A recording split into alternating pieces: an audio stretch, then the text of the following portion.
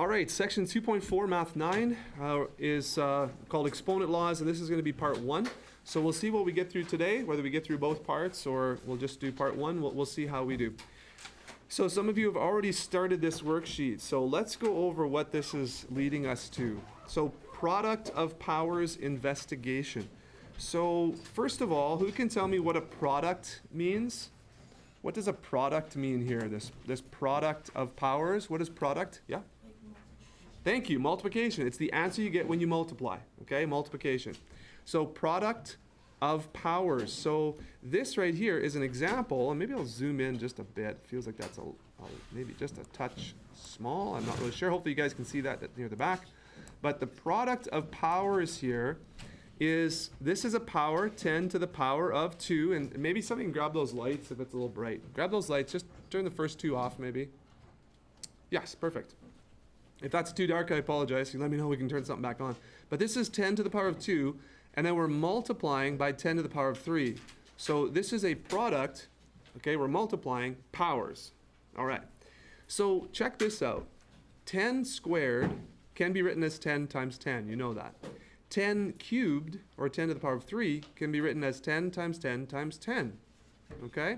Now, in power form, if we remove those brackets, there's really no difference between 10 times 10 and then separately multiplied by 10 times 10 times 10. There's no difference between that and 10 times 10 times 10 times 10 times 10. And that's the same as 10 to the power of 5. So I will fill in the next row with you, and I'll make these a little bit bigger so you can see. This is 10 to the 3, and this is 10 to the 4. So I'm going to write it like this. 10 to the times 10 times 10, and then times, well, I'm going to run out of room here, times 10 times 10 times 10. Okay, so that's 3 10s multiplied by themselves there, and then 4 10s over here. Now guess what? These little brackets actually don't mean anything. Nothing changes if I remove those brackets. So we have to be careful with removing brackets, because sometimes if we remove brackets, just take them out, we have to change a sign or something. Those brackets are often important in separating negatives and minuses, maybe, something like that, right? But when you're just multiplying, those brackets can be removed. And so now maybe you see that this is actually 10 to the power of what? 7. It is 10 to the power of 7. So you're noticing maybe some patterns here. This is 10 squared, that's to the power of 2, times 10 cubed to the power of 3 gives us 10 to the 5. 10 cubed times 10 to the 4th gives us 10 to the 7. 5 times 5 times 5 times 5, that's 4 times, times, let's write it 5 times, 5 times 5 times 5 times 5 times 5. Now what do you suppose that product power will be? 10 to the power, or 5 to the power of what? 9. There's 9 of them there. Awesome. Okay? We keep going. We're going to drive home the point here. That's 10 cubed times 2 cubed times 2 to the 1. And that's going to give us 2 to the power of 4. 3 times 3 times 3 times 3 times 3 times 3 times 3. So there's 2, and here's 5. And that's going to be 3 to the power of, shout it out. 7. Okay. So you should be noticing a couple things. Why don't you tell me some patterns that you're seeing here? And I mean, they might be very obvious, but anybody want to give it a shot? Yeah? If the bases are the same, you just add the exponents. Okay, if the bases are the same, you can simply add the exponents when multiplying the powers, and then that's your resultant power. So do you also multiply the bases, or do you add the bases as well? The base will just stay the same. Okay, so if the bases are the same in both powers, you can simply add the exponents together, and that's your new exponent, but the base stays the same. Awesome. So here the 5 is the base for this middle one here, and 5 is the base for the product, for the answer. 3 is the base down here, 3 is the base here. 2 plus 5 is 7. That's why we have to the power of 7 there. Okay, I don't know we need to do more examples. We could make some of our own examples. There is a question, though, about this, okay? And this says, if you can't read it, it says, can you use this rule or these patterns that we've noticed for 2 to the power of 3, times 3 to the power of 2. So can the rules that we, or the patterns that we just noticed, be applied here? No. No, they can't, because Bases are different. the bases are different. Okay, so only if the bases are the same do these rules apply. All right? And we can't just go ahead and say, oh, I don't know, let's make up a new rule, like we'll just add all the bases together and we'll make up a, no. There's no rule of that. The rule only applies when the bases are the same. So in your notes here, I don't know if you have a blank to fill out here, right? So exponent law for product of powers. Let's just zoom in on that a bit. So this is a law that will work every time in math. If you have the same base, and the a means that it's just some random base, some random number or variable, even letter or whatever, and if you multiply those powers together, you can simply add the exponents together. So a to the m times a to the power of n equals a to the power of m plus n. And that's kind of the way that we show these rules. We use lots of letters because the letters can be replaced by numbers, and it can be kind of anything. So this a can be any base except for 0. A can't be 0. And m and n are whole numbers. Okay, so that's what you're going to be dealing with here, just like the examples that we saw before. Okay, so example 2, write as a single power, then evaluate. So let's take a look at example 2. And I do have the answers for example 3 there. I don't want to show you those just yet. Let's work on one thing at a time. So write as a single power. Well, the base here is 4 and the base here is 4. That's good. Check. I can write my answer with a base of 4. Now, the power of 3 and the power of 4, what do I do there? Do I subtract them? Do I multiply those? What do I do again? Add, right.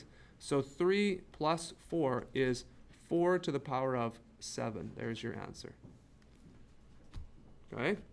Now, it gets a little tricky when we have to add integers, let's say. So bases are the same, so our answer is going to be with a base 7. And do you think that the rules still apply when one or both of these exponents are negatives? Or Yeah. negative value? You think? Yeah, it does. It still applies. So what's 5 plus negative 5? 0. It is 0. That's 7 to the power of 0. Now, I should go back here. It does say evaluate. So it's actually, I'm going to have to go back to my letter A here. I apologize. But evaluate means find a number answer. These numbers are a bit big for you to maybe do in your head. This one's not, though. What's the number answer for 7 to the power of 0? 1. Yeah, it's 1. Very good. So 4 to the power of 7, that's a tricky one. That one you're going to need your calculator for. So we're trying not to use calculators here this chapter very much. But for this example, I'll let you use your calculator because that's just way too big. So let's clear this up. Now on your calculator, remember, if you're trying to do this, you would have some kind of power button. In my case, it's this little kind of hat, little pointy hat. You might have a y to the power of x. You might have an x to the power of y button or something like that. But this is how you would check some of your answers if you want to. So that's a huge number. The actual answer is 16,384. If I asked you to do this without a calculator, I would only require you to show me this, okay? But that is what the answer is there. Okay. What about the next one?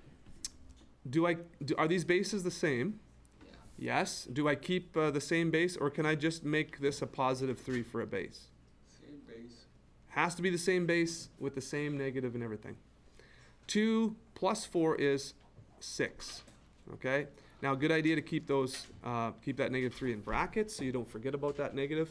And that's the same as multiplying negative 3 times itself 6 times. That's another one that you're probably going to need the calculator for. So let's take a look at that. Bracket negative 3 bracket to the power of 6 equals positive 729. Now, does that make sense? We have a negative taken to an even power. Should that be positive? Yeah. It sure should. So 729. Notice that if I didn't use my brackets there, okay, if I didn't use my brackets there, check it out. It doesn't include the negative in the power of 6 if I don't use my brackets. So that's why the brackets are important. They do mean something. All right. So for this one, I gave you an example here. Example A is done for you. All the answers are here, so let's just walk through them. So if you have 9 with no exponent, that's understood to be 9 to the power of 1. Good. So this answer is 9 to the power of 5 plus 1 is 9 to the power of 6. The next one, same base, so our answer has the same base. Negative 11 plus 13 is positive 2, okay? If you think of your number lines, you're 11 on this side of the number line, and you add 13 to it. So you come back up to 0. You need 11 units to get to 0, and then you have 2 more units. So the answer is positive 2 over here. Another way to think of adding integers, right? Okay, and then this one here, even if it's a decimal, but it's the same, then the rules apply. So this is 3.8 to the power of 4 plus 2, or to the power of 6. Okay, stop me if you have any questions, but I'm going to keep going here if you don't have any questions right now. Good? Okay, what happens if the base is a fraction? Well, same thing as if it's a decimal. As long as the base is the same, you can use this rule here.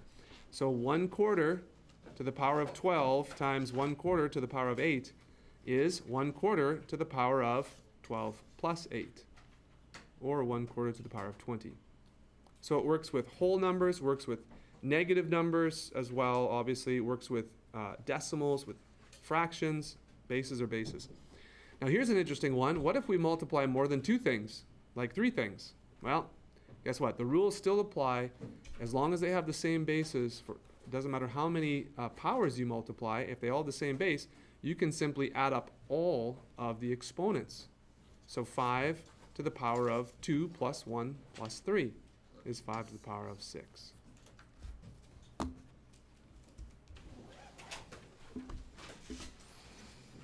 Okay, so some questions from the textbook. You can keep practicing. That's section 2.4, part 1.